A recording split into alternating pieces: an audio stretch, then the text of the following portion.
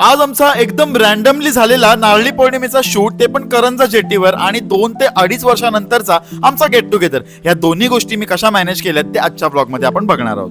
नमस्कार मित्रांनो, सकाळचा नाश्ता आणि दुपारची भजी आणि चपाती खाऊन मी निघालो माझा आउटफिट घेण्यासाठी. स्नेहास क्रिएशन भेंडकळ कडून मला सुरका, टोपी आणि जॅकेट या 3 गोष्टी नारळी पौर्णिमेच्या शूट साठी मिळाल्यात. मामाला वगैरे मी 11चं टायमिंग दिलं होतं, पण ही लोक आली 2:15 वाजता. त्यात मी माईक पण घरी विसरलो, तो आणण्यासाठी पुन्हा घरी जाऊन आम्ही फायनली करंजा जेटीवर पोहोचलो. आजचा रविवार होता आणि मला माहिती होतं की तुफान गर्दी असणार आहे इकडं, म्हणून ह्यांना बोललो मी लवकर या, कारण मला संध्याकाळी 4 वाजता आमच्या गेट टुगेदर साठी जायचं होतं द्रोणागिरीमध्ये. शूट म्हणजे आम्ही मोबाईल मध्ये करणार आहोत. आम्ही साधी सुधी माणसं आहोत, आमच्याकडे काही कॅमेरा वगैरे नाही आहेत सध्या, बट विल परचेस सून. खरं सांगतोय, एवढ्या घाईमध्ये या दोघींचं आणि माझं, आमचं तिघांचं करायचं होतं आणि 1 तासामध्ये या गोष्टी शक्यच नाही होत, कारण मला 4 वाजता निघायचं होतं. सो मी काय केलं, या दोघींच्या फक्त रील्स काढल्या पटापट, आणि माझी एक शाउट आउटची रील होती ती सुद्धा शूट करून घेतली. एखाद्या गोष्टीला पुरेसा वेळ दिला ना का ती गोष्ट प्रॉपर होते. असो, सुदैवाने ढग होते, हार्श सनलाइट नव्हती, चांगले फोटो झाले. आपल्या युट्यूब आणि इंस्टाग्रामच्या फॅमिलीमध्ये एका सबस्क्रायबर व्यक्तीची वाढ झाली. अशा प्रकारे मी 4चे 5 वाजवले आणि 5 वाजता तिथून निघालो. जाताना मामाने घेतलेले वडापाव खाल्ले आणि काही वेळानंतर रिक्षा एवढी पॅक्ड होणार आहे हे नव्हतं माहिती. सो आम्ही टोटल 8 जण रिक्षामधून घरी गेलो. जाताना मी जी चप्पल घालून गेलो होतो कोल्हापुरी, ती मी 7वीत असताना घेतली होती. 7वीत असताना, आणि मला ती अजून होत होती. तिला लागली नजर आणि ती तुटून गेली. ह्या रघुनंदन गँगचं टायमिंग होतं संध्याकाळी 4 वाजता. 5:45 पोहोचलोय तरी कोणाचा पत्ता नाहीये. त्यातल्या त्यात काकींनी केलेले वडापाव झाले गार, कारण सगळी जण आली बरोबर 8:30 वाजता रात्री. आल्याबरोबर लगेच गेलो काहीतरी खायला बघायला. शोध मोहीम चालूच होती आमची. त्यात आम्ही व्हेज आणि बाकीचे नॉनव्हेज, त्याच्यामध्ये काय भेटत पण नव्हतं आम्हाला. द्रोणागिरीमध्ये लिटरली काहीच भेटलं नाही आम्हाला. मग आम्ही शेवटचा ऑप्शन म्हणून मोमोज घेतले. टू बी ऑनेस्ट, एकदम ऍव्हरेज मोमोज होते.